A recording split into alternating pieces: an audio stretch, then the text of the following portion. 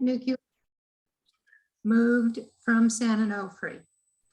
And what it's doing is it's organized to put pressure on Washington, D.C. to change its ways and get the fuel moved now.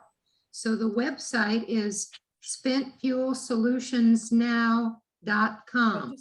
All is one. Bless their hearts, you know, I mean, I know they And that want to is, do it, but oh, someone, I'm sorry. And so that is available to any individual, can go in and look at the website and sign on. I mean, to take the risk for what, you know, it'd be different if. Is people that someone really asking me a went question? Talking.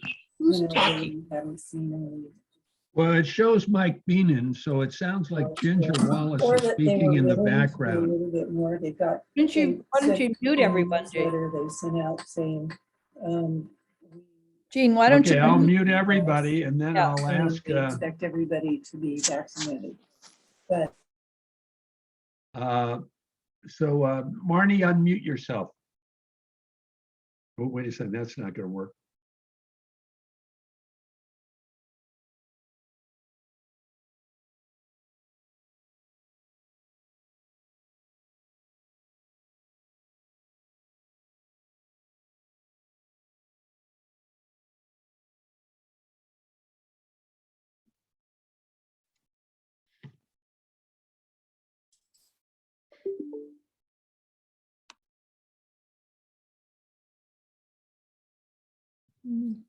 Marty, go ahead. Okay. All right, thank you. Okay, so this bipartisan organization is both Orange County and San Diego. It's getting everyone together to sign on from mayors and all kinds of organizations have already signed on. You can sign on as an individual to say that you want to be part of this coalition, bipartisan, that is saying get the commercial spent nuclear fuel moved from San Onofre now, that we have to have our government focus on this and get the job done. So if you're interested, the website you would go to so you can read more about it is spentfuelsolutionsnow.com. All is one word, spentfuelsolutionsnow.com. So Marnie, if you could post that in chat to everyone, if you want to type that, or you want me to help you, can you do that? I don't know how, but I would. Okay, I will do that. Thank you. Okay. All right, so. All right, is there anyone else who would like to make an announcement at this point? Hi, yeah, this is Mike Beenan, and it's great to see everybody. Thanks, Gail. And I just want to thank everyone on behalf of the Laguna Bluebell Coalition for all of your many years of support. Our Burn Buddy program has been going very well down at Aliso Beach. And recall that the urban runoff at Aliso Beach is really the biggest source of daily pollution to our marine protected areas. So it's been a really important project. To all of us get involved. The city contributed $6,900 to the effort. The Blue Belt contributed about $3,000, and Coast Keeper, Orange County Coast Keeper, managed a program as part of their statewide marine protected area watch program. And we were able to bring on a really talented young marine biologist, Allison Santos, which incidentally, if you drop the N in her first name, she's Aliso. So she's been down there training volunteers and collecting data. And once again, I want to thank everybody, particularly during the holiday season, for your many years of support. Thank you. Terrific. Thank you, Mike, for all your hard work on that.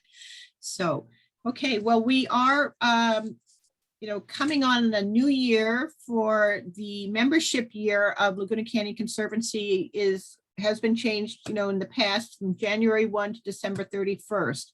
At this point, the board has, we've not made any decisions to change the dues from a mere $20. We don't really have fundraising events at this point. And, we may start that in the future. The board did vote to support a $1,000 scholarship for the local high school, a local high school student who will hopefully have the background in environmentalism that will continue on and, perpetuate our missions and the future for us. So, we're going to be sending out reminders for updating your dues. We're going to keep them very reasonable. But I'm not saying down the road, we may not have some fundraisers so that when we need to lend money to support other issues, we'll have some more money. But as you know, without the in-person meetings and fundraisers, all groups are hurting for funds these days. So anyway, okay, well, we looks like we have a good crowd tuned in. So I would like to now, if no one else has any other announcements to make at this point, I would like to tell you a little bit about our speaker. Not that, anyone doesn't know her already. And we're so grateful to have Penny Milne here for us tonight. As president of CANDO, she will be discussing current development threats and important issues to the Laguna Canyon slopes, the preservation and restoration of Laguna Canyon Creek, whether implementing the Laguna Canyon planning study will help save the canyon, and how achieving affordable housing needs will impact the rural character of the canyon. So as you hike or drive through Laguna Canyon, surrounded by the wild canyon walls, you feel a sense of peace. I hope everybody does. But in many cases, these walls are still subject to development.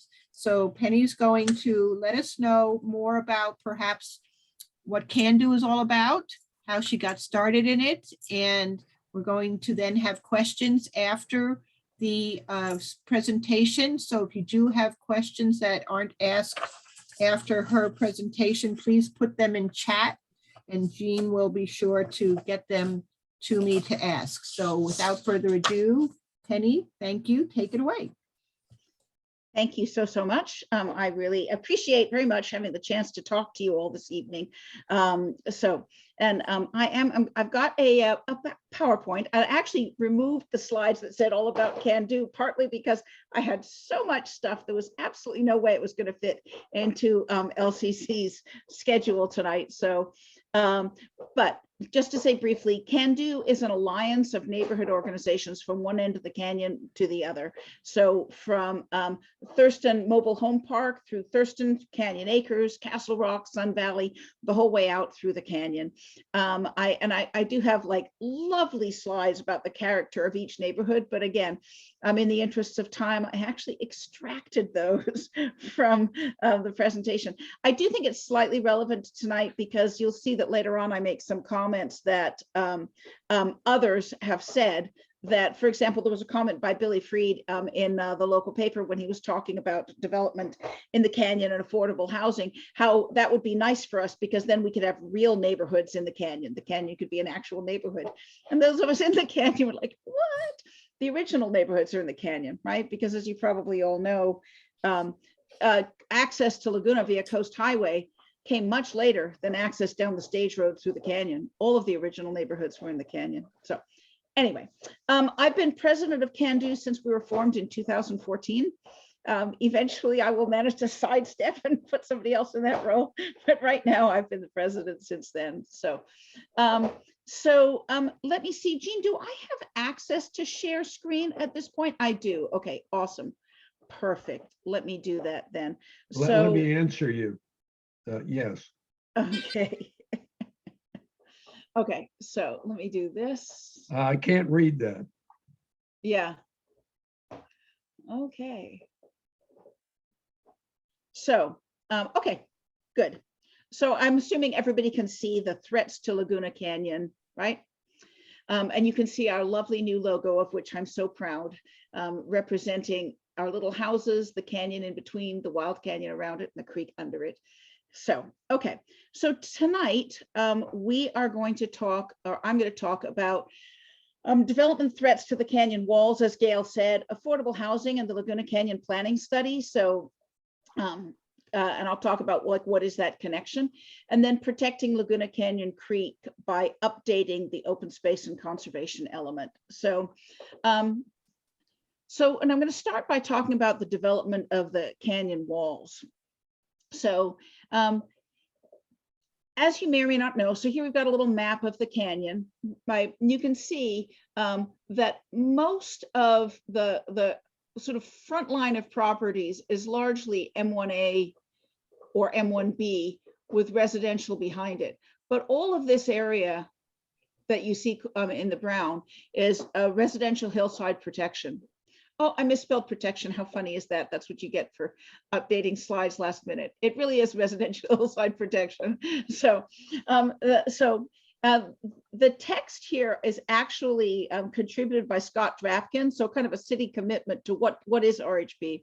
So the intent and purpose of this zone is to allow for low intensity residential development that promotes design that's sensitive to the hillside terrain and to environmental constraints, and shall provide for the conservation of existing natural open space lands, unique landforms, scenic hillsides, and sensitive biological habitats. So I want us to remember that as we look at like the next properties.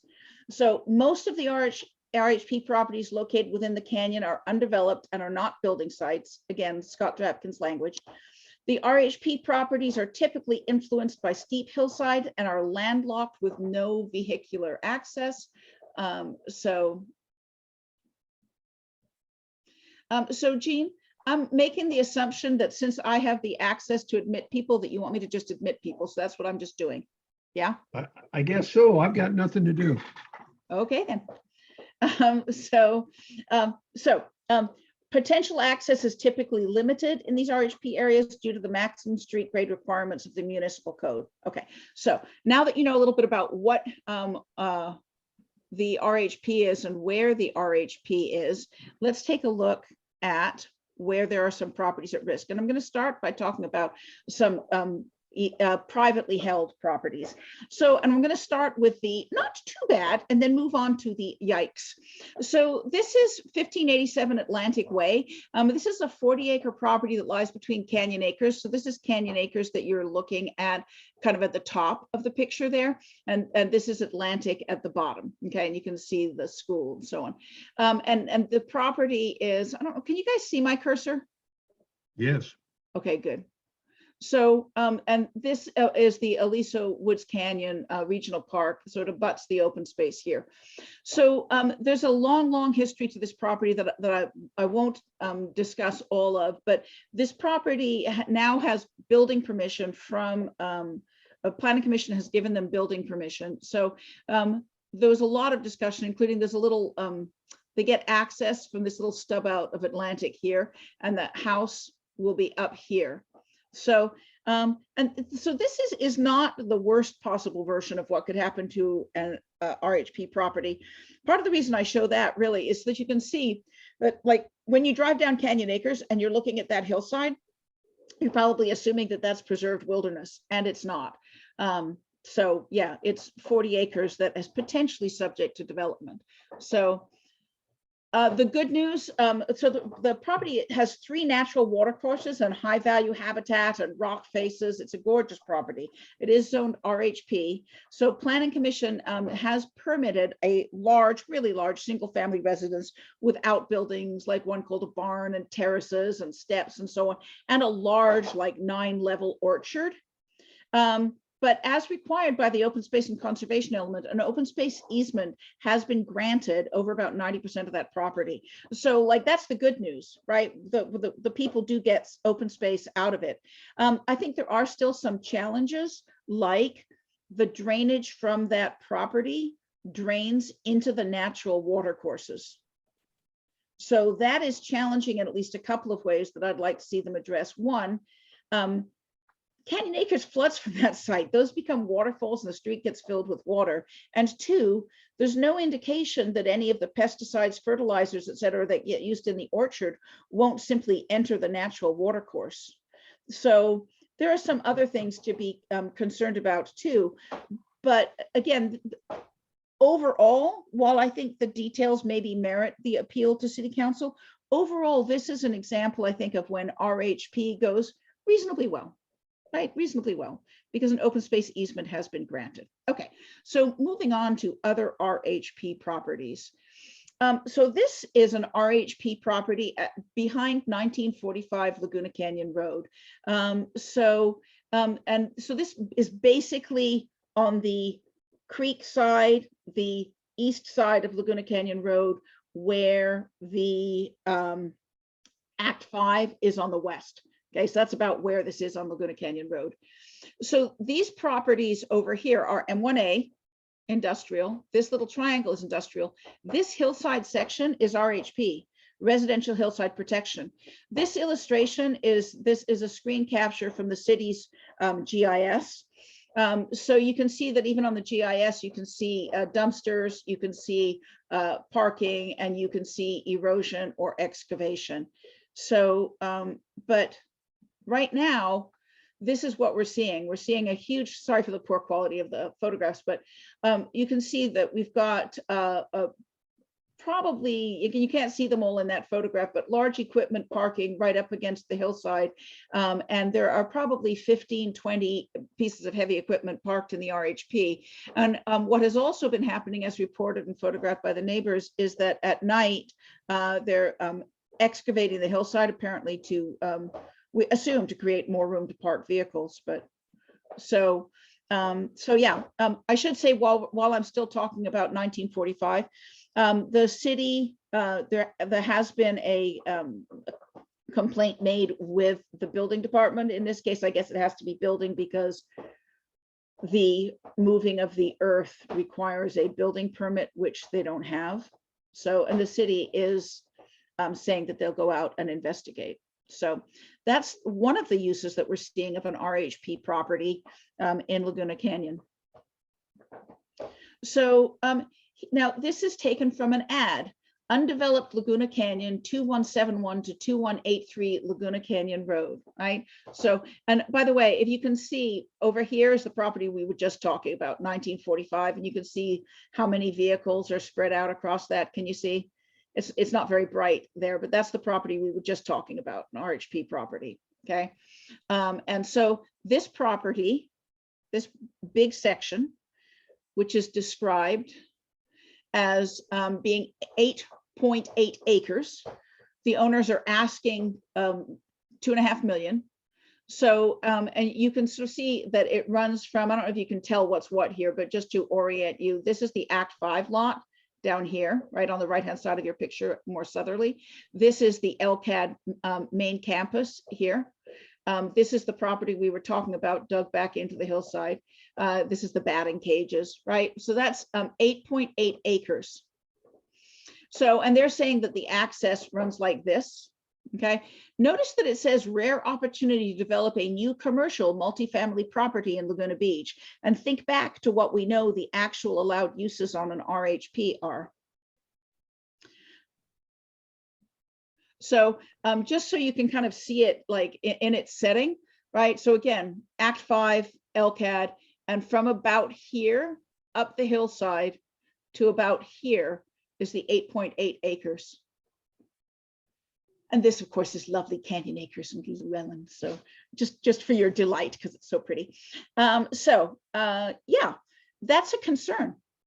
Now that property hasn't actually been sold yet. And I don't know if you can see, there is just a little bit in the RHP here at the bottom. There's still a little bit of equipment storage, just a tiny bit, but mostly that property is currently untouched. So this is from the city's GIS. So, and again, you can sort of see where it is, and you can see that it is zoned RHP. Penny, we have a complaint that they cannot see the cursor. Can you increase the size of your cursor? I don't think I can. I guess I'm just going to have to use my words to describe it. So I can see the cursor, but Ann Kane can't. Well, I think that I have no doubt that I can change the cursor, but I think that it would be agonizing to all the watchers for me to do the Google search and then figure that out. So I will try to use my words better for those of you who are not seeing the cursor. So Yeah, and I can't think of another clever way to do that real quick. So anyway, this outlined in blue. So for those who are not seeing it, so the blue shape here is the property that we were just looking at, the 8.8 acres of RHP. So this property, this almost 9-acre property, belongs to the Dornan Investment Group. So, and I guess the fact that they're selling it, or attempting to, I don't know if it's good news or bad news, but the Dornan Investment Group now owns a number of properties in the canyon, including the Dornan Investment Group Canyon Residences, the 28-unit apartment building up by Sun Valley that we see being built. So, while I do not think that the sort of multifamily residence, commercial uses, I don't see that would actually happen. You can build a multifamily on any residential property, small multifamily, including an RHP, but 90% of the property has to be untouched. But I think there are other things about that site, like, for example, the length of the driveway. So many variances would be required. And you can see that the property is a pretty steep slope. So I think the natural characteristics of it will protect it. But I think what we see all over town, and not just in the canyon, is as real estate values go up, things that were considered unbuildable are now being considered buildable.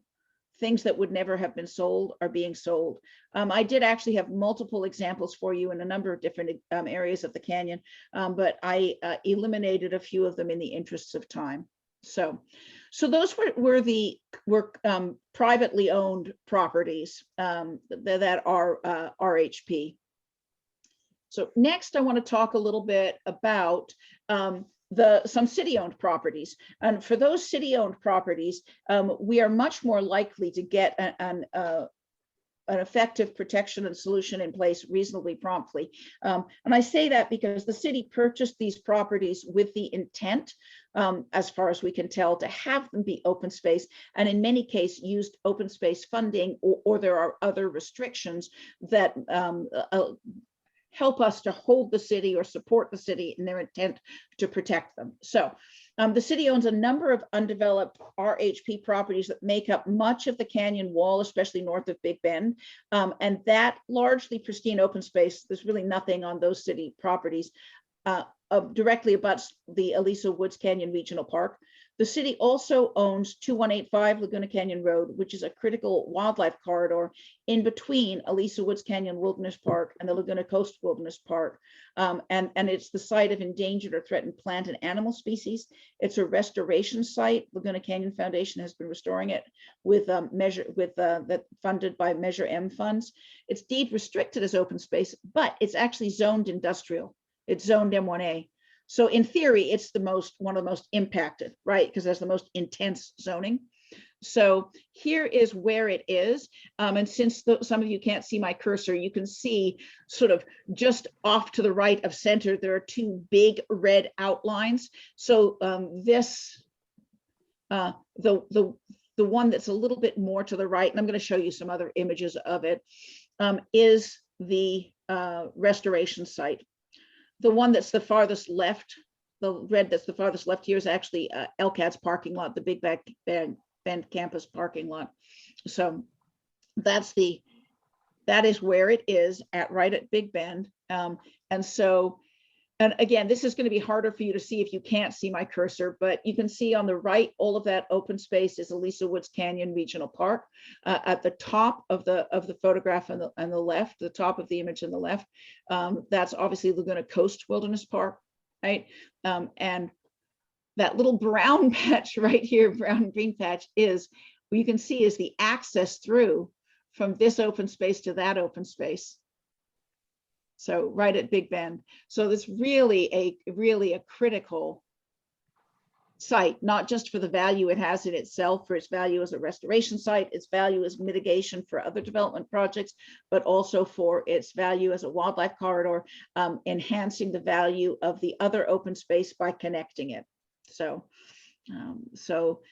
yeah, and that is zoned M1A. Then the city has certainly not, there were some discussions. At one point, this showed up in the housing element as the draft housing element as a site for affordable housing.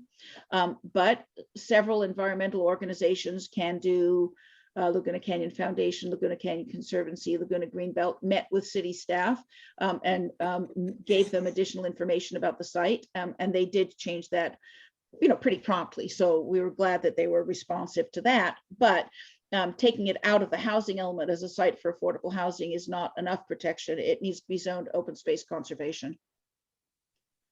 So, and just for a couple more photographs of it, these are photographs taken at the site, not taken by me, taken by Derek Ostinson, so of a waterfall at the site. So it truly is in a canyon full of beauty. It is truly one of the loveliest sites, and also a very well preserved site with and a likely site of endangered species like Laguna Canyon dudleya.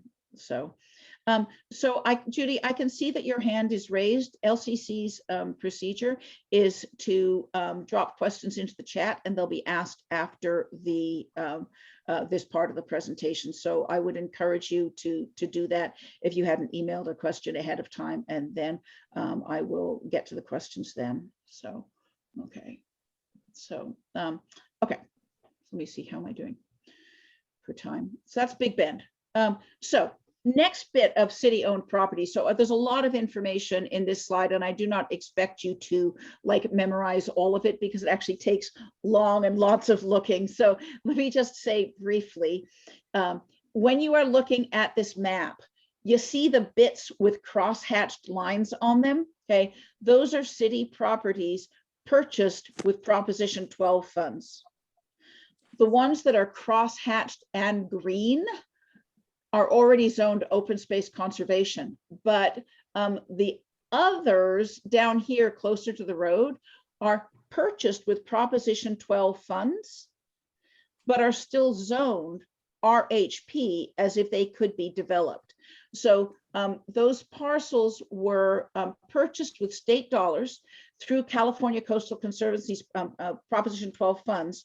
And there is a grant agreement signed by the city to keep those properties open space in perpetuity, and zoning them with a zone that allows for development is not going to be acceptable to the state, were they aware of it. Again, the good news on this one is that the Coalition of Environmental Organizations met with the city. This map that you see here was prepared by Laguna Canyon Foundation. And so all of that information has been shared with the city, and the interim planning manager has met with Hallie Jones, the executive director of Laguna Canyon Foundation. And so at least this process has begun. Right. It almost certainly will take not just changing the zoning, but also changing the general plan and maybe the local coastal plan. So, but we're not getting pushback. It's just a bunch of details in a busy city that's not able to devote a lot of time to planning. So I do think all of us environmental advocates kind of need to keep a watch, keep our hand on the tiller, make sure that that work goes forward.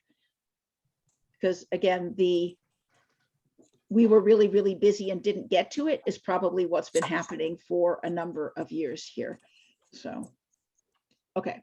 So so next slide shows you, and again, I don't expect you to read all these, but I hope you're impressed by the number. So this is all 45 lines are Laguna's open space acquisitions, like property owned by the city. You can see that a lot of these are Proposition 12 funds and RHP zone, a lot of them. So you notice that some of them actually have even less protective zoning. Like, for example, one of the properties up by Castle Rock, donated by Ralph Hahn, was purchased with Prop 12 funds, but is zoned R1, right? So there are definitely properties on here that continue to need protection. The good news, again, I guess, is that our city has actually purchased 45 properties for open space, right? A lot of cities you couldn't say that about, but our job is not done. It's easy to think that it is, but it is not. So that's the section about risks to the development on the canyon walls. Oh, somebody had mentioned this, so I thought I would just quickly drop in here. SB 10.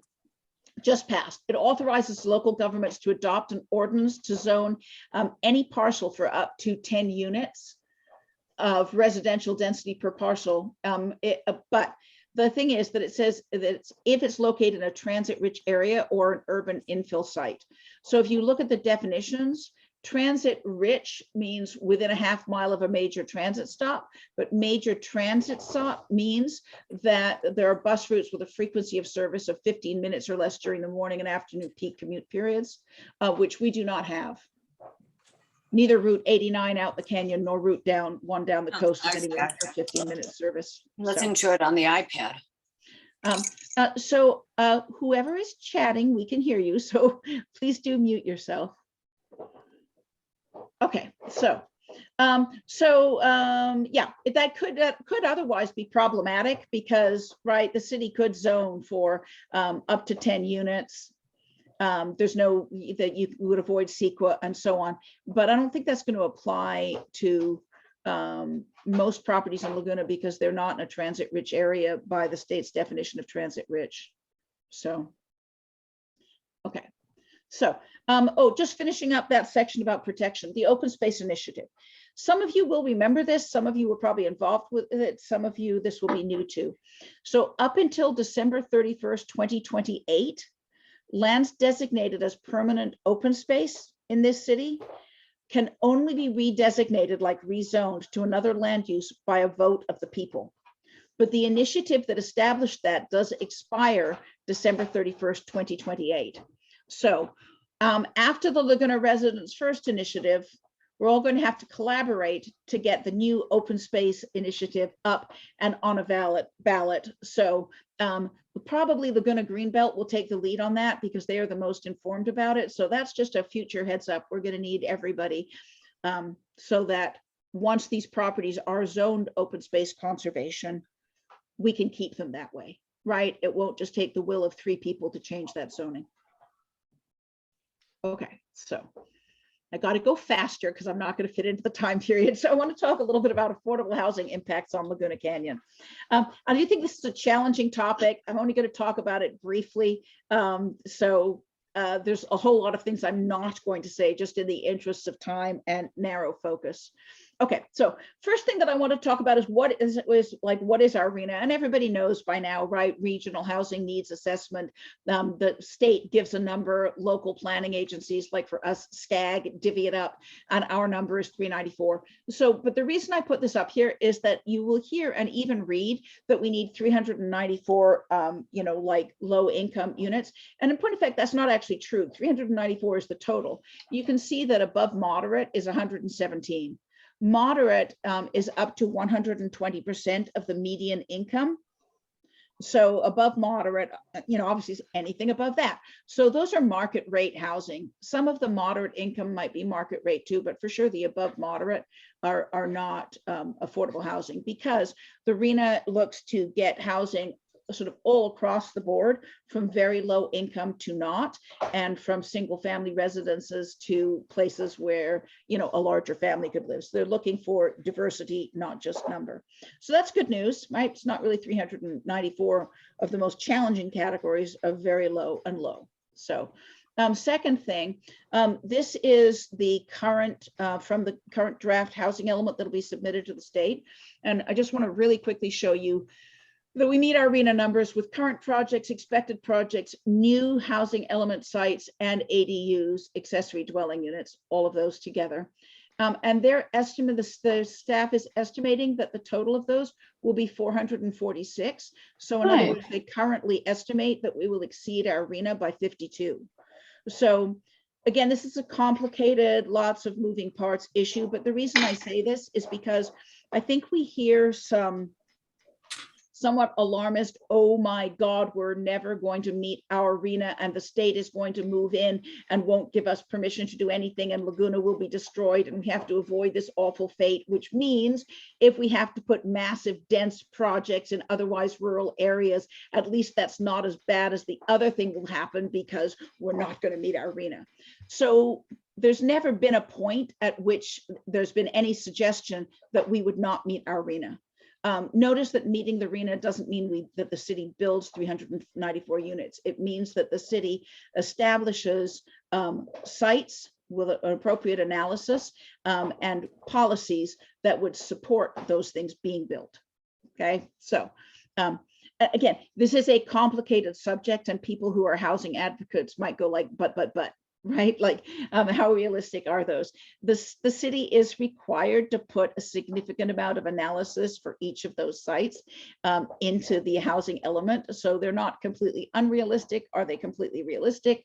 What happens if we don't, you know, if enough doesn't get built? It's complicated. But my point in this is the, oh my God, we're never going to do it, seems to be factually incorrect. We are ready to submit a housing element that will exceed the RENA numbers. So these are the new RENA sites. So this is what's in the housing element, that draft that has not yet been approved by council, but based on time, like when it needs to go to the state, it's likely that there won't be significant changes in these. The element can be amended during the cycle, right? So here are the sites, and I'm just going through these kind of quickly. So St. Anne's Drive, church buildings and parking, Wesley Drive, church buildings and parking, Sunset Avenue, vacant land. So this is behind the hospital. This is a little bit challenging and problematic because our South Laguna friends would point out that this is open space land that abuts other open space. And while the city's like only a fraction of it is endangered habitat, you know, well, let's carve out that tiny little chunk of endangered habitat and then have nothing on that and build on the rest is problematic in a number of ways. So, and then these remaining ones are commercial tourist corridor. Each of these has an analysis behind them that supports the city's decisions and sort of to convince the state that these are realistic. So those are the current sites. So there are other also ones that, if we look back, that are like the things like expected projects, right? You see, we get a number of units from that. Among those are Pine Castle, plans to do an addition, and the Artisan, which is the apartment complex all along El Toro Road by the toll road, right? So that sort of last little bit of Laguna Beach. They plan to add a new building.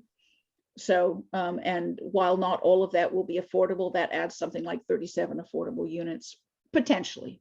So, okay, so I wanted you to know where we are. And again, what's that have to do with the canyon? Oh my God, we're going to have to put it in the canyon or we're never, ever going to make this work is just not true. It's just not true. You can see we're already exceeding the RENA with sites that have willing landowners, people who've said they want to be included. So, which is not to say there's no reason to put anything in the canyon, but we're all going to die if we don't do it is nonsense.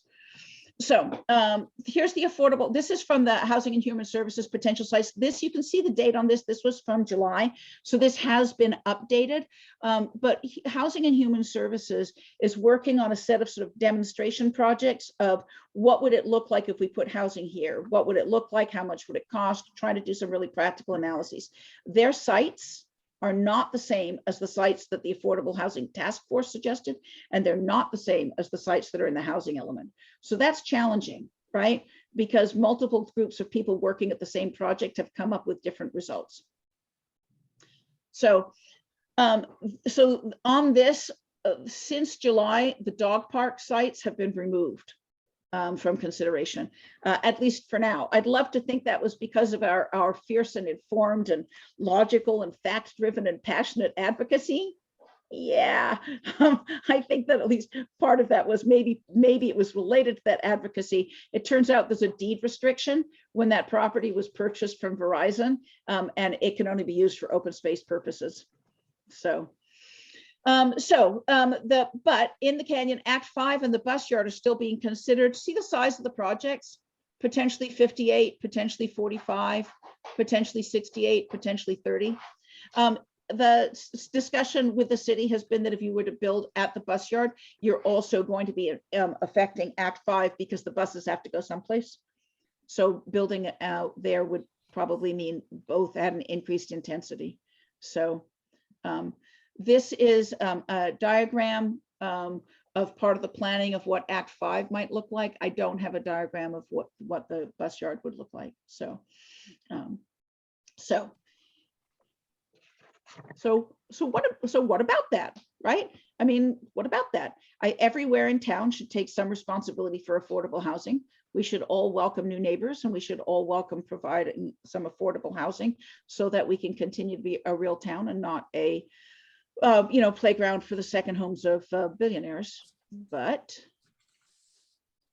the canyoneers, folks in the canyon, really object to the general philosophy of if you wouldn't want it near you, put it in the canyon. The canyon embodies the town's character. It's not Laguna's rear yard where broken lawn furniture gets dumped. It's the main entry to Laguna.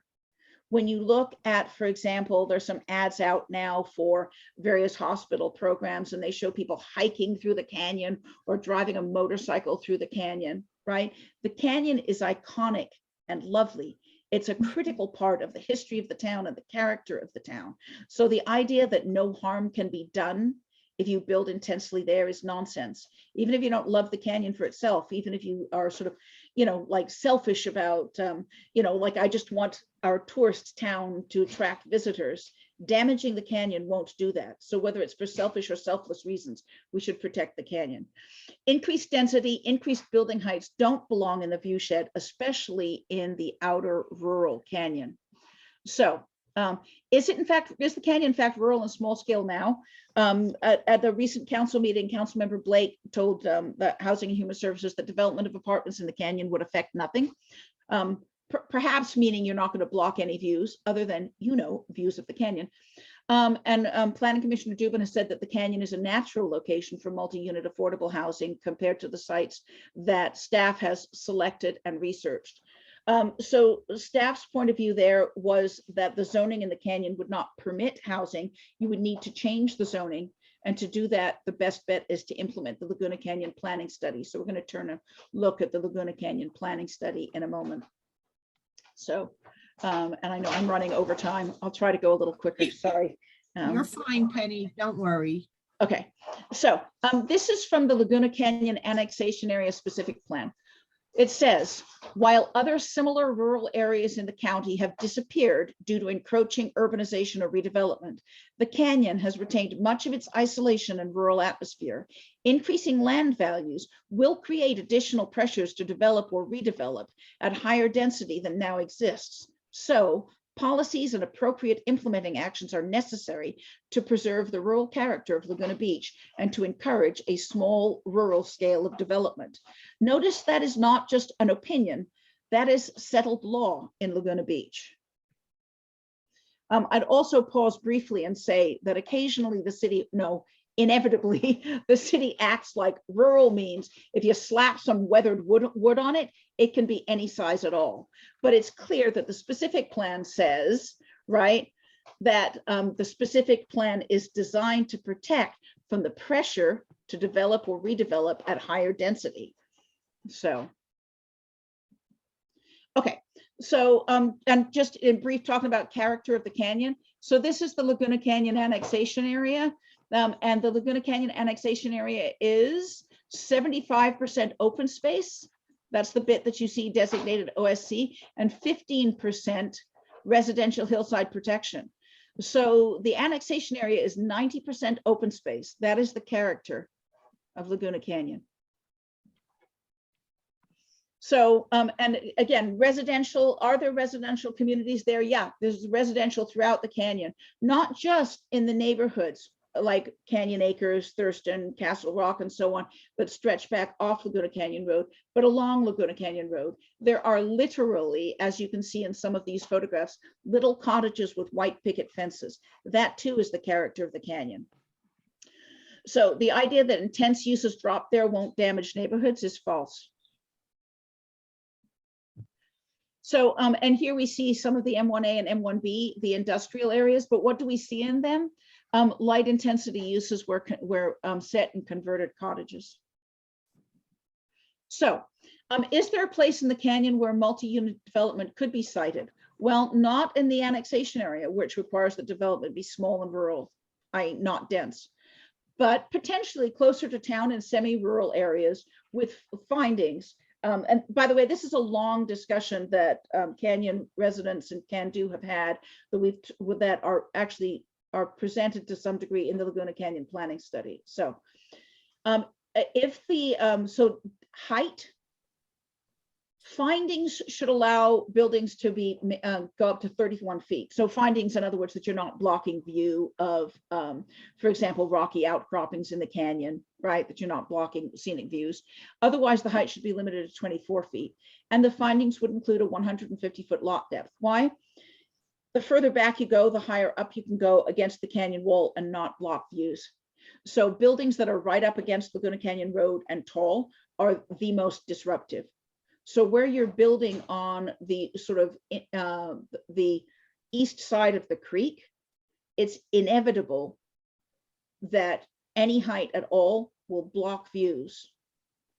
If you're in a place where the creek is underground, as it is in some places in the canyon, or where the lot is long enough that you can build on the east side of the creek, back up against the hill, there already are some two-story buildings there that are nicely hidden at the back of those lots. So there are properties that probably would accommodate a multi-unit building, and indeed some of them already do. So this is, of course, the devil is in the details. So and if we were to build, we should certainly not destroy the existing residential. Okay, so additional solutions. Some of these have been taken up and discussed by, for example, the Housing and Human Services Committee. So some of these have not. But the Cultural Arts Department did a lot of surveying of what artists want. So some of this is about supporting artists, following what the artists themselves said would be useful to them. And among those, city provided or city assisted working or studio space. So in other words, not necessarily a work live, but a studio space. Majority of the artists said they'd like to continue to live where they live, but be able to afford studio space. And picture how great that would be for visitors to Laguna to be able to visit studios and see artists working. That could be a wonderful thing for the city and for tourism.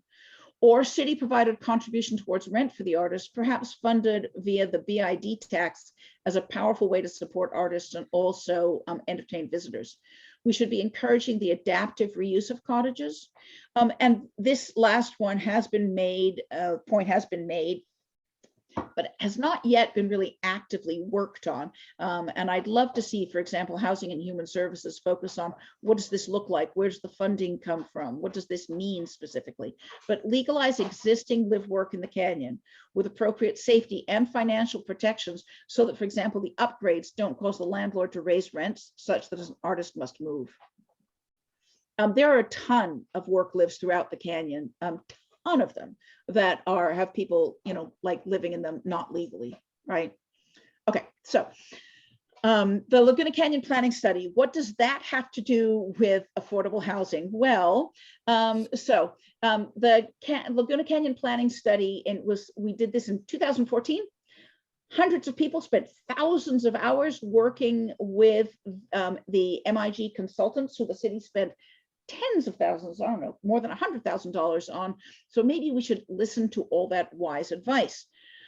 So included in the recommendations were updates to the 2 canyon specific plans, the Laguna Canyon annexation area and Sarah Thurston Park, and to land use, zoning, and development standards. Also included definitions of rural and small scale, which would be a significant protection. So, and also included in those suggestions were an update to the open space and conservation element to protect the creek. So just looking at scheduling, right? I'm not going to go through all of the details, but part of this is because, man, this is frustrating. 2014, the council considered an interim urgency ordinance for building in Laguna Canyon to protect the canyon from inappropriate development until zoning and definition issues could be addressed. They decided not to pass, not to do the moratorium, but instead directed MIG to work on the Laguna Canyon planning study. 2 years, hundreds of community members, thousands of hours, lots of time, lots of passion, lots of knowledge. March 2018, so about 4 years later, the timeline gets presented to City Council. So I'm going to circle back to this one. So, and look at the timing. Okay, this is from that day in 2018. By 2019, the design guidelines would be completed. The major watershed and drainage courses map, that was going to be updated by April of 2021. The biggest work, the updates to the specific plans and the municipal code, that was going to have been started, being completed 2 months ago, the amendments. Then we were going to do planning commission reviews, city council hearings, coastal commission review that would take until 2023. So has any of that been started? No, absolutely none of that has been started. And I do get that we had a pandemic in there, right? So that did slow things down. But you know what? Some of those things were supposed to be started and finished long before the pandemic began, and they haven't been. City has been much more interested in other shiny objects. They've started and finished projects without even turning to this at all. Now that the city is considering changing zoning along Laguna Canyon Road to increase density, now they're like, oh yeah, we should definitely get to that this year. So when it was a matter of listening to the will of the people and protecting the canyon, hey dude, we're a little busy. When it's a matter of increasing intensity, oh, we're right on that. So I want to talk about the major watersheds and drainage courses map. And I want to see if I can make this simple. So the open space and conservation element did not get updated mostly after Laguna Canyon was annexed and South Laguna was annexed in the 80s. As a result, the maps in that element and in some other aspects of the general plan show the city as ending at Big Bend to the north. They don't acknowledge the existence of most of the properties in the canyon. As a short-term fix to that, in 1993, the city added to the open space and conservation element a map called the Biological Resource Values Map. They added one for Laguna Canyon and one for South Laguna. So the city code now requires a 25-foot setback from the bank of a non-channelized blue line stream that's on either that map, the Biological Resources Values Map, or the major watersheds and drainage courses map. So if it's on the map and there's environmental value, 25 feet from the bank. But Coastal Commission didn't accept the update. So since 1993, our local codes and Coastal Commission codes have been different. So what that means is if you appeal a project to the Coastal Commission and cite that, you get less protection. And does that show up and make a difference? That would be a hell yeah. The Dornan Investment Group Canyon residences are 25 feet from the center of the creek. If they were 25 feet from the bank as required by law, the project would not have been built at 28 units. In point of fact, because the city also allowed the project to use surveying from 2003, right? After where there've been years worth of erosion on the bank. In point of fact, some of the building is about 6 feet from the bank of the creek when it should be 25. So this is a big deal. And it's not just a matter of protecting Laguna Canyon Creek, it's also a matter of protecting, because the protections would also extend to South Laguna. I should add that the next time the city had a project on the creek with the senior dog center on the property just north of the animal shelter, they said that the setback was 25 feet from the bank. They're both M1B projects. They're both affected by exactly the same zoning code. When I asked city staff why, the answer I got was, well, it's complicated and I'm not going to discuss it with you. It's not complicated. It's not. Okay, so we look again at the timeline, gnash our teeth, how irritating. So where are we now? So we need to, do I want to talk about this? I'm going to say this just briefly, just because I dropped the slide in. This does not have to do with the previous topics, but the Laguna Canyon, the City of Laguna Beach, Laguna Canyon Road Master Plan.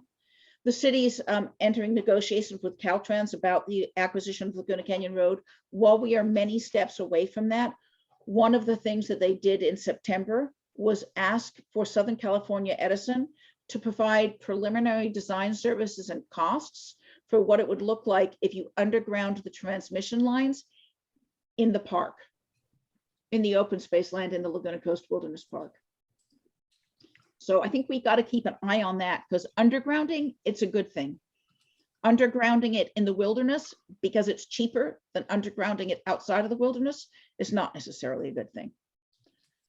So, and that was their point, basically, is cheaper and it'd be easier on the traffic in the short term.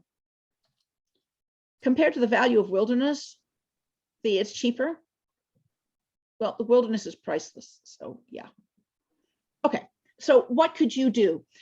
Stay in the loop by signing up for the CANDO mailing list. Go to our website, lbcando.org, or email us, info@lbcando.org, so we can keep you in the loop. So when these projects go before council or before planning commission, we can let you know. When the Laguna Canyon planning study is taken up, this is going to be a gigantic, hairy deal that takes months to years. And we're going to need support in that balance of how do we welcome new neighbors while protecting the canyon. So the council's 2022 agenda has to address updating the open space element and the local coastal plan, implementation of the Laguna Canyon planning study. Note my irritated remark. I had that bullet point in my 2019 presentation. So we really need you to speak out, join with community members to help maintain that balance between the sweet and the small, and the bold and the large, between the quality of life for residents and profitability of visitor serving businesses. Also remember, next year we'll elect the majority of our council. 3 city council seats are up for next year. Okay, so I am going to stop sharing and answer questions if I gather there are some. Assuming, Gail, that you will let me, given that we're going to run over time. Oh, Penny, this is not a city council meeting where we have a horrible fire alarm going to go off against, your time. So we appreciate your in-depth reporting and details. There's been some chat comments put out there that everybody can probably read and decide, what they think. We did receive a number of questions ahead of time, as we've always asked for questions. And then questions in the chat will be also asked as possible. So the first question I did receive this week was regarding an update on the property that Mo Honecker owns at Canyon Acres, if he is still the owner of it, and it was originally slated to be low income, or he proposed that it would be low income housing. Do you have any update on that property right near Canyon Acres for us? He as far as I know, he doesn't and didn't own it, but he did engage in a long-term lease. So he is, as far as I'm aware, still in the lease and still paying on it monthly. He has never submitted officially any plans for it, and that continues to be the status. So, so we shall see. We shall see. There, potential changes in state code, et cetera, may make a difference to, what is doable there, but nothing has been submitted. So right now it continues to be speculation. I did initially in this presentation include some of the images that have been proposed for the Canyon Acres apartment, which as proposed would be extremely dense, but they didn't really have anything to do with the canyon walls, et cetera. And there definitely are plenty of other canyon issues that I'm concerned about. So anyway, I did not include that. So I don't have images for you, but there isn't really an update that I'm aware of. Again, we're just going to keep our ears to the ground. Okay, sounds good. All right, so a topic we did discuss, all right, is regarding the DIG 28 unit apartment project, as far as the impact on Laguna Canyon regarding traffic, height, and mass. What comments may you want to make on that project's impact on traffic, precedence, height, and mass? Yeah. So for me, I think that a big concern for me is the okay, sorry. gonna have to get out of this, is the precedent setting of it, because there are a number of different things that that are problematic with the property. So like the specific plan requires that all projects be small scale and rural. I already talked about the setback. I already talked about the survey. There are a number of other smaller details, like the artist work live ordinance requires that there be a minimum of 2/3 workspace to 1/3 living space. The way the city has interpreted that, it essentially makes a mockery of that. Now they say, you know, it could be 50-50, et cetera. So I think there are a number of issues. For me, the part of the biggest concerns are that it sets a precedent. And in fact, the housing element actually cites the density there to suggest what density could be elsewhere in the canyon. So, yeah. Okay. Yeah. So, all right. Well, that's a has been and still is a controversial project, as we all Right, know. yeah, no, So many- definitely. Again, our support for our neighbors and for artists is you know, that is important. But it's also important that people play by the rules, and we think that the city has not in administering the Laguna Canyon Annexation Area Specific Plan and in administering the Sarah Thurston Park Specific Plan. So. Well, you know, when these projects come up, I mean, question is, shouldn't the major projects in Laguna Canyon require environmental impact reports? How do they not, you know, do these? So how, you know, how has the city dropped the ball, and what do we do to make the city, you know, do their job of protecting, you know, the development process in Laguna Canyon? I mean, Right. Constant speaking out at city council meetings hasn't been that effective. Yeah, so I guess the only couple things, I mean, 2 or 3 things that I guess I would say are, one, who you elect makes a difference. Although, again, the current city council, like this, the majority of them were not in place when this project was voted in. So while it might be tempting to go like, darn them anyway, the 2 city council members who were in place when it was voted,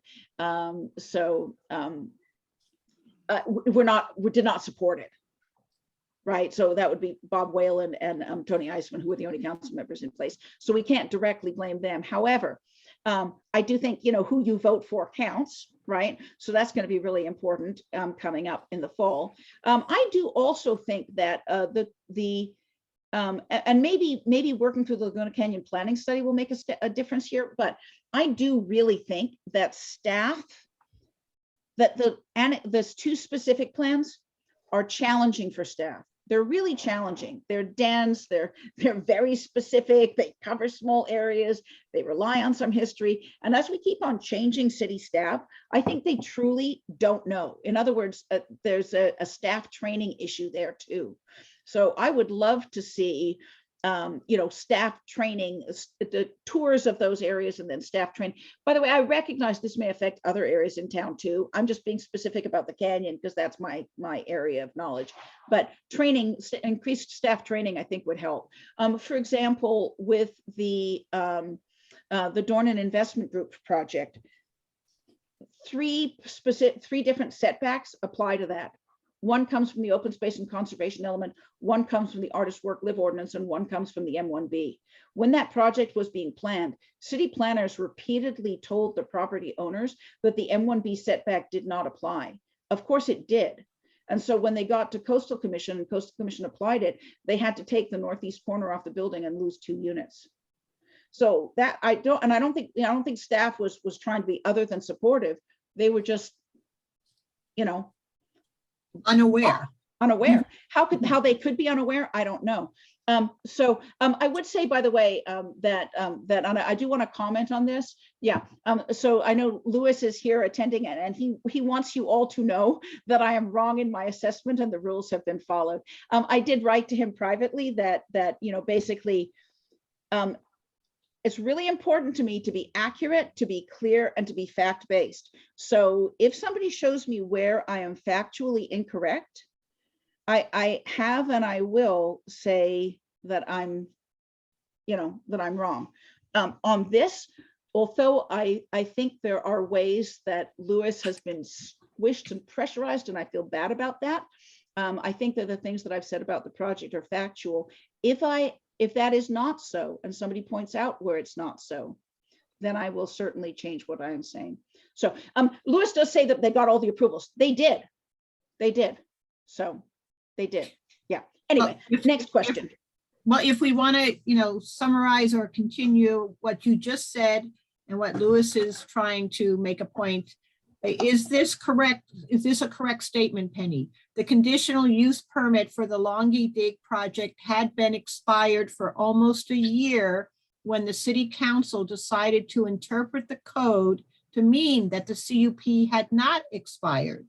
This is the only project in the history of the city that has ever had that specific interpretation. Is that a correct statement? As far as I'm aware, that is factually correct. It is certainly true that the conditional use permit had been expired. The city then came in and said it isn't expired because it should not have been activated until the coastal development permit was activated.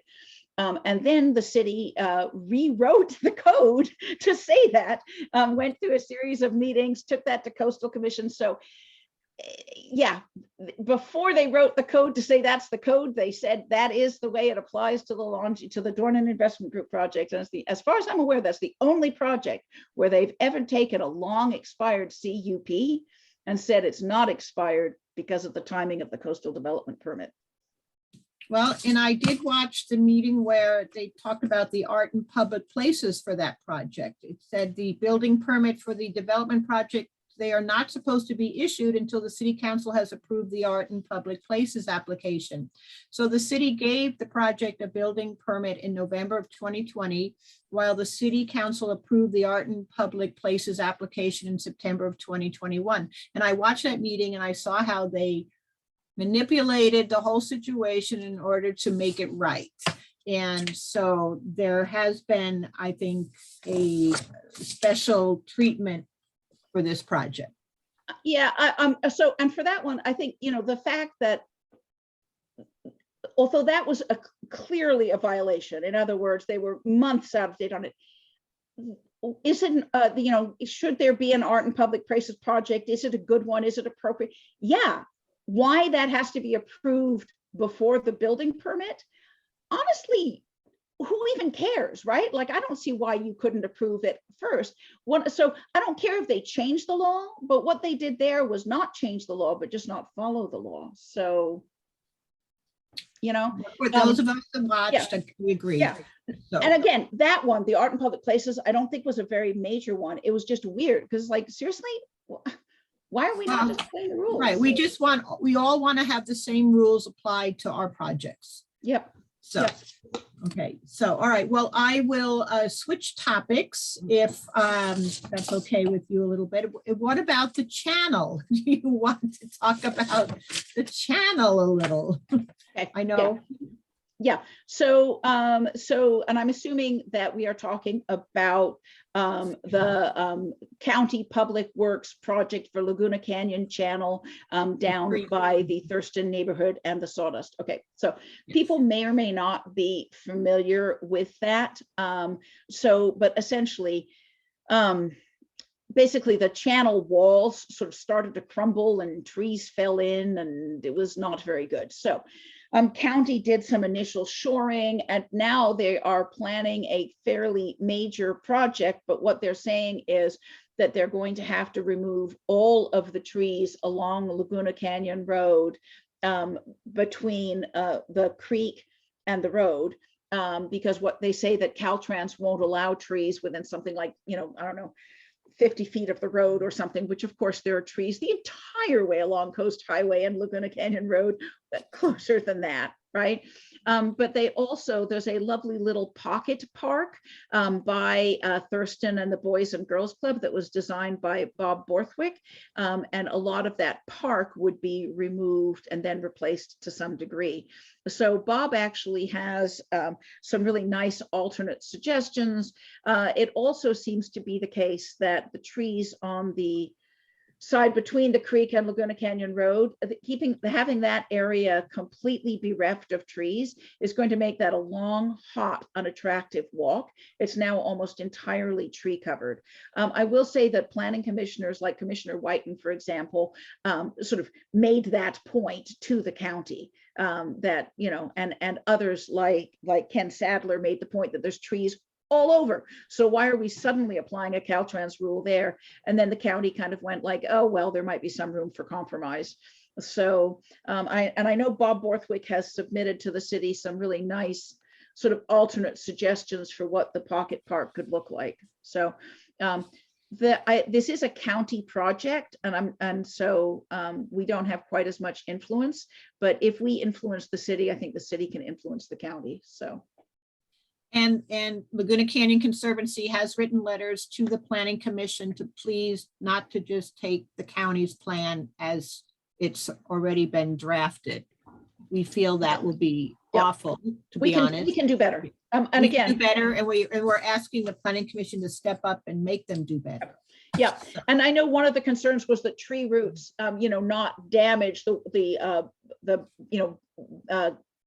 banks, not damage the walls, as they maybe had done previously. And obviously that's important. It's important that you know, safety features stay in place. But again, Commissioner Whiten pointed out that you could use, you know, like a root barrier, right? So the protection doesn't have to be no trees. It could be trees plus root barrier. So Right. anyway. Okay, well, we have, just for everyone's, you know, benefit, if they want to check the chat, there are some comments by different people that, you know, Yeah. might lend some different, you know, slants on things. I mean, Yeah, Penny, I think that, and if, is it okay with you? I know we're late. If I just quickly scroll through, and again, I know, unsurprisingly, you know, Lewis thinks that my assessment is wrong and that it's an opinion and not fact-based. So, you know, well, facts can be checked, so. yeah, you know. yeah, but again, I mean, this has definitely been a, you know, challenging time for Lewis. I get that, and so, you know, Right. I think when his sculpture gets installed across the front of the building, that will be a lovely day for him. So, and I celebrate for him that's going to happen. I'm concerned about other aspects of precedent setting of city misinterpreting specific plan, et cetera. But also Karen Martin wrote, when you talk about the city, who at the city made the findings that the CUP was not expired? Was it the city attorney? It went to Planning Commission, the city attorney opined, and Planning Commission voted. It was appealed to council, city attorney opined, and council voted. So yeah. So that's how it happened. So let's see. Yeah, and Judy Mancuso, there are varying opinions on the 40-acre property too. Yeah, so Judy is talking about the 1547 Atlantic, the 40 acres on the south wall of the Canyon Acres Canyon. And so it will certainly be interesting to see when it gets appealed to council. And I don't know that there's a date on that yet. I mean, it has been appealed, but I don't know that a date has been set for the appeal. That what will happen at council. So yeah, I mean, can I speak to it for a second? So Judy, generally the LCC procedure is that questions go into chat and LCC asks them. Okay, So, well, Gail had texted me that maybe I could just make a brief comment. If you Gail, could tie the relevance to Laguna Canyon Conservancy's mission. well, yeah. So when the property was purchased in 91 for $600,000, the only access was from Canyon Acres and never from Atlantic Way. And for 24 years, the council denied building there. And then it was 2015 when Phil Cohn got a great idea for the developer to come from Atlantic Way. So, you know, I understand that Penny feels like it's okay now because it's, I mean, not completely, but sort of, because it's coming from Atlantic Way, but she opposed it completely when it was coming from Canyon Acres. But for those of us that were told it was always open, going to be open space because it was unbuildable, which is everybody up here on Skyline Drive, it's not an okay project whatsoever. And, you know, they're building this 4,000 square foot home, 1,500 square feet of decks, an ADU, a barn, a pool, orchards with, like we said, pesticides, whatever. And this got rubber stamped in design review after 24 years of battling it. Tony and Bob both said that they were open to purchasing it. This new owner purchased it for 1.4 million just last year when the council was supposed to be up to purchase it. So I don't feel as Penny does. I feel that we need to rewind the clock and go ahead and buy the property and tell these people to just move on, because it's a disaster for the open space and wildlife. So I would like for everyone, and especially LCC, to be against this completely and want to keep this open. Thank you for allowing me to have this time. Thank you. So just a couple of comments. If it could be a hell no, then I mean, that of course would be awesome, right? I'd rather have 40 acres of open space on that canyon wall than, 30 plus acres of open space. But the thing is, it is zoned RHP. So, that makes it challenging. So I think now, and it is the case that the city did try to buy it and the property owner wouldn't offer it at a price that the city could do.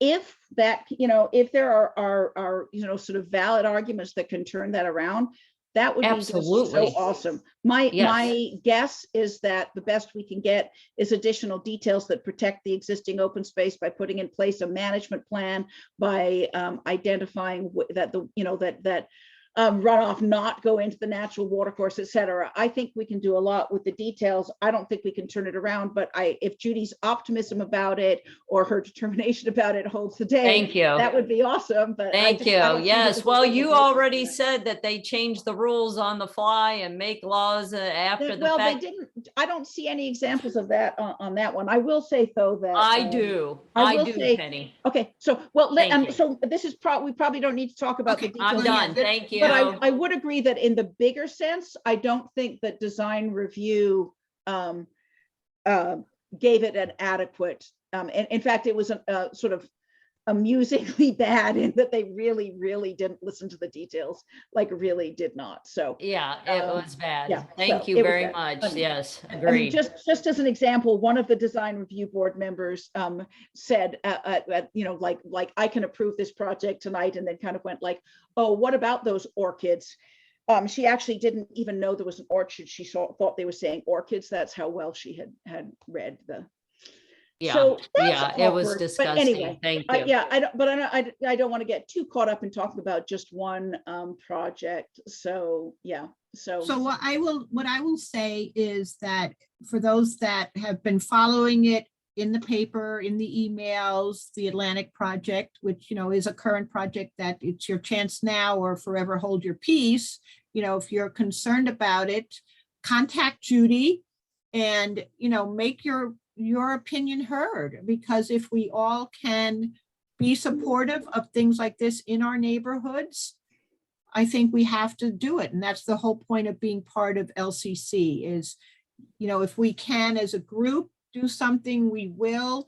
We cannot obviously go after each and every project, but the ones that affect Laguna Canyon, and it does seem like Atlantic, which had been supposed to be open space for so many years, is now changing, is kind of sad, but that's where we're at right now. So I will ask everybody, let's follow Judy's lead and pay attention, and if there's a good reason to make our voices heard or support it, Judy, please send it to us. I mean, we want to get the messages out. We have to reach people and communicate.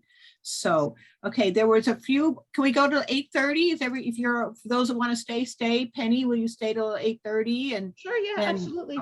Okay, because all right, there were a few more comments if you wanted to go on, discussing the projects other people were concerned about, but we had some odd, Yeah. other questions. If you Yeah. want to comment on some of Yeah. them, one more, that was a little different topic regarding your opinions or concerns about mountain bikers and the trails with hikers in the open space. You have any ideas or thoughts at this point? We've had, we have a lot of more people on bikes and Yeah. in the open Yep. space. Yeah, I mean, definitely that's a thorny one, right? Because we want people to, as what's LCF's motto, like protect what you love, right? So, if people aren't out there engaging, they're not loving it, they're not protecting it, but then it sort of winds up being loved to death and there are conflicts and so on. So the county's test, pilot project of having some trails devoted exclusively to mountain bikers does not seem to have been very successful.